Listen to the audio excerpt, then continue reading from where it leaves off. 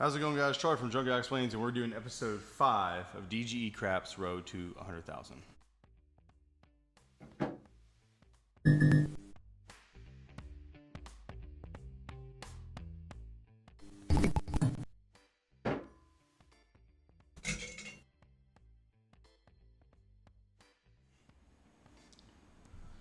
So, just like the previous episodes, we've sat here and need to make 20%.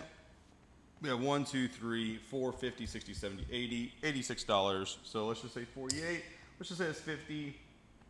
So let's just say we have to get to basically 580, or right around $580.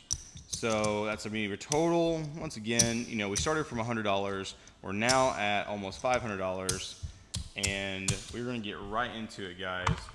And so, like I said, this is gonna be quick, easy. Don't be afraid of, taking stabs, like right here. We started at $100, we got 500. Let's take a stab real quick and do a $30 6 and 8. See if we can't start out on a good note. That is an 8, and that is gonna pay 35. Boom. So right here, we're 35% there already. What a great way to start it out. 11. That's a 4, first 4 thrown. It's a 7 out. And let's take it a step further, shall we? So we did 30 and made a really good hit off that. So now let's break it down just a hair and do an $18 6 and 8. See if we can't get another little pop in there. That is an 8, page 21. So now we're at $56 up. We're only 50% there. All right, and what I'm gonna do is I'm gonna scale this down to 12 and turn off.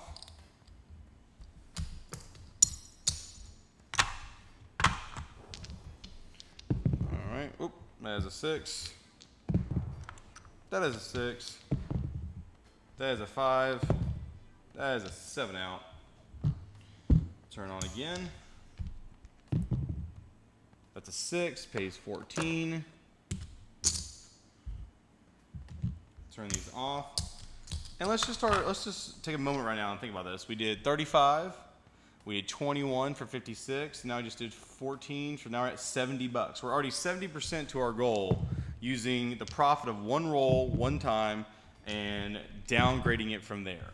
And so, guys, we're on like the gravy train right now. I'm gonna keep it at $12 6 and 8. Boom, on. It's a 5. I'm actually gonna do something a little bit sideways here. I'm gonna do a $60, which is a $2 vig, lay on the 5. Let's see if we can't get a 6 or an 8 again. Whoa, 5. So watch out, guys. We did $62, so almost all of our profit just got zanked right there. Point getting made. This is off now. I'm gonna come back with just a $60 don't, and see what happens if we're gonna be in full recovery mode or we're gonna be in devastation train station. So 6 is not the most ideal. I'd rather have a 4 and 10. That's the reason why. 6 is a 5 to 6 favor to win. Or I guess, loser to win versus the 7. 125 right here on the don't. 8, another one that not be good on, but guys, we're here, we're live, let's make it happen. That's an 8. Don't worry, guys, my loaded dice are doing just fine. Make your last bet your best bet. Are we going to bankrupt today? I pray we don't. But boy, it'd be a hell of a way to end like a part 5 right here with an old 7 out. 5, that's a good number to have. I've done this before at higher bankrolls. It's not fun. 7 out. You never want to be in this position, but if you're going to bet heavy, that's 9. I'm going to do 10 and give $1 back. You never want to be in this position. If you are in this position, you've probably made a mistake. I was playing very aggressively, and look where it brought me to. Now, in your mind, you're like, well, Charlie, you made money. I'm like, yeah, I made my last bet my best bet, but you're still on your last bet, which is kind of terrifying in a way. Okay, so just food for thought. 250.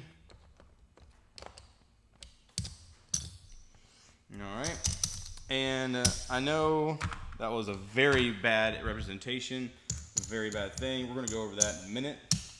But first, let me make sure I gotta get to 580 to hit my 20%. That's 200, 300, 400, 500, 550. 560, 570, 580, 590, 600, 610, 615, 618. So, let me write this down right here. We've definitely hit our 20% goal, which is awesome. But, all right, let's kind of pan this out again. So, number one, all right, we had a couple mistakes along the way. So, with the bankroll that we should have had, I should have dialed down the betting once the point became a 6 or an 8, and I could have scaled back the don't. That's number one. And I could have saved myself a lot of stress and hassle from doing that. Number two, believe it or not, playing a little bit too aggressively, still too small of a bankroll. A lot of things can happen. So that's my bad for showing an aggressive approach to DGE with a lower bankroll. It can pan out, but I'm going to tell you guys right now, in the perfect mathematical world, you should always be winning these bets. But how in life does everything go perfect? Rarely. So understand that I was playing aggressively. I was still making good math betting decisions, but I was definitely getting a little hard at the end. And once again, you know, I say all the time, make your last bet your best bet, which is a good thing. I mean, hey, listen, your last bet should be your best bet because you're putting all your money on the line. But if you're like me, at the $500 level, if you are at the $500 level and you're playing recreational craps, that's fine. You can do that all day long if that's what your prerogative is. However, if you're like me and play with $5,000, $10,000, $15,000 bankrolls, you never want to get to the point where you're making a last bet, best bet, you know, situation, because it means all your money is on the line. Okay, and so, you know, you're talking about a $2,500, $2,400, $2,600 bet by the end of it, and that's really scary. So, food for thought, guys. Anyways, quick video, but it was wild and unexpected, not fun for me because I never like showing that. But you have to also have the nuts or the cojones or the confidence or the mental fortitude to throw that money on the line, guys, and make it happen. All right, guys, Charlie from Drunk Guy Explains. Check you guys next time.